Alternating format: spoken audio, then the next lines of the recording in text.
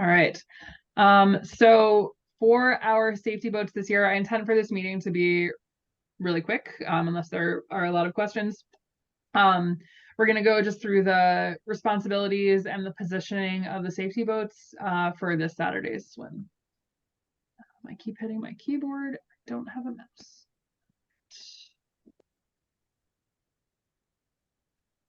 There we go. So responsibilities for our safety boats this year, we're going to have 6 safety boats out on the course. One of the primary responsibilities is to facilitate communication between the boats that are out on the water, and also between the boats and our Boston Light crew on shore. Each boat is going to have a Boston Light representative on board, and the escort pilots have been instructed to contact the safety boats either by VHF radio or two-way radio. We're also going to be providing crew and those boat pilots with a list of cell phone numbers for all of the BLS reps that will be on the safety boats in case there's a breakdown in radio communication. So this is just going to help that if there's any issues on the course, we'll be able to communicate that information clearly using the safety boats as a primary means of information relay. Mm-hmm. The other major responsibility is to monitor incoming traffic that is attempting to cross the course or pass the course.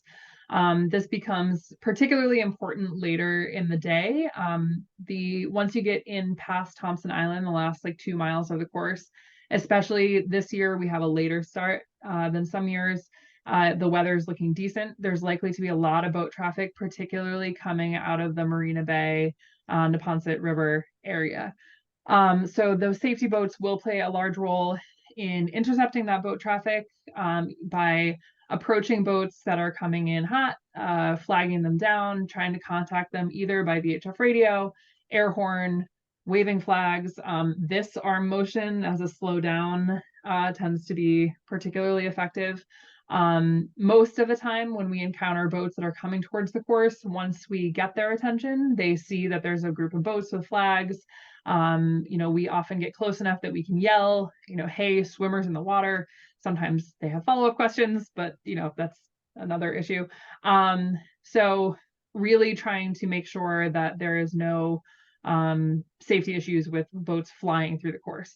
That being said, we have encountered some real delightful specimens of humans who really don't care that we're out there and don't care that there are swimmers in the water. If somebody is continuing at speed through the course, it's hopefully going to help that we'll have the state police out there this year. But if that's happening and you know that someone is coming towards the course, use those radios, let the other boats, use the channel 72, let the escort pilots and the other safety boats know, just to keep an eye out for those unfortunate souls. Yeah. I made pictures just to illustrate. With 6 boats, it's actually really nice. We can have a lead boat in the front, we can have a sweep boat in the rear, and then we can have 2 boats on either side of the course. And then, on either side, there's a boat towards the front and there's a boat towards the rear, and you kind of just patrol your section of the course. Obviously, this is going to change shape over the course of the swim, but, sort of adapt and just make sure that you're sort of always, the group is maintaining some sort of a bubble around the grouping of the swim. Yeah. There will be a point when the first swimmer is inside Thompson Island that the lead boat is going to return Mina, who will be on the lead boat, back to the yacht club so that she can be on the beach for when that first swimmer finishes. So at that point, the lead boat will take off towards the yacht club, and the boat that is on the north side towards the airport in the front of the swim is going to pull up and cover the front of the course until the lead boat returns after he's dropped off Mina. Okay. So that's just going to mean that what it will look like is, for that time, it's going to be sort of like this. So I'll have 5. I prefer that it be that front right boat just because there's a lot more traffic that tends to be coming out of the Marina Bay, Neponset area that's coming out from over here. There is traffic that comes from Winthrop and up that direction, but it tends to be a little bit more chaotic on this side. So that boat will just pull up, patrol the front until the lead boat will come back. And then we'll go back to the 6 formation that we have. As we get Okay. in closer towards the finish, and everyone's getting closer towards the finish, just by radio communicate. And this action, like of Mina going in and like the boats moving around, that'll be communicated clearly by radio. Once that's happening, that Mina's going in, she'll say, "Hey, I'm going in," and we'll know who that boat is, and they can come up and take place.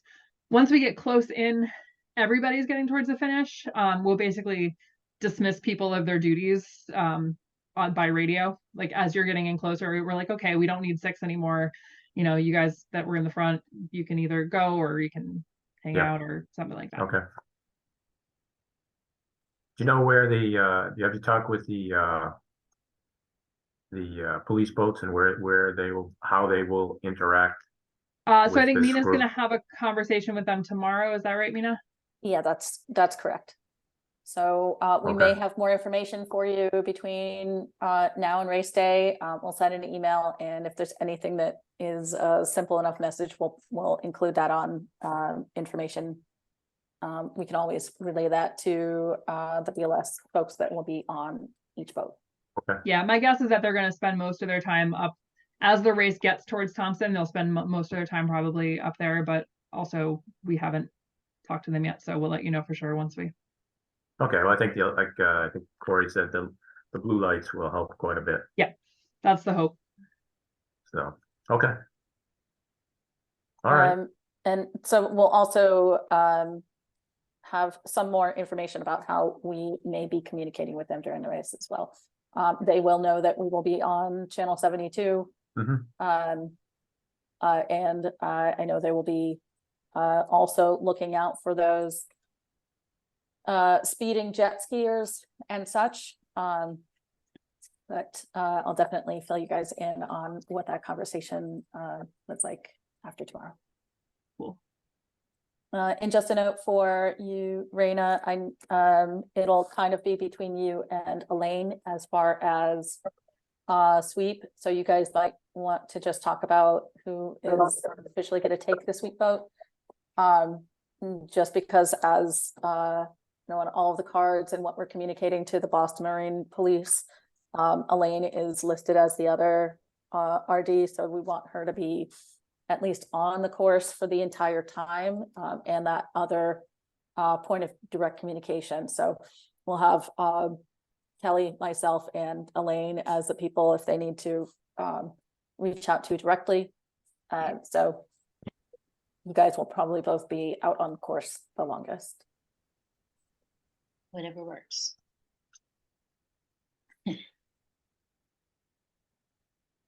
I'm Any sure other she's questions? not on land anymore anyways. And what time should we be picking up people? I mean, I don't want to. Are we before the boaters, before the swimming boaters, or after, or how does that work? Or is there a strategy? It can be before or at the same time. Yeah. Okay. Where everybody needs to be out to the light, you know, before 7:30, you know, around 7:15. Yeah. Okay. Mina, do we want to send out an email with matched pilots and BLS reps just so we can have phone numbers to be able to say, hey, I'm out here, come get on my boat. Yes, yeah, we should do that. We should do that ahead of time, send it out Yeah. in the next couple days. All right. Good. Looking Cool. forward to it. Yeah, did Me we almost too. have Elaine join? I didn't think she would still be awake, or I didn't see her. A phantom Elaine. yeah, started to join for a second there. All right, I am gonna stop the recording. Thanks, friends.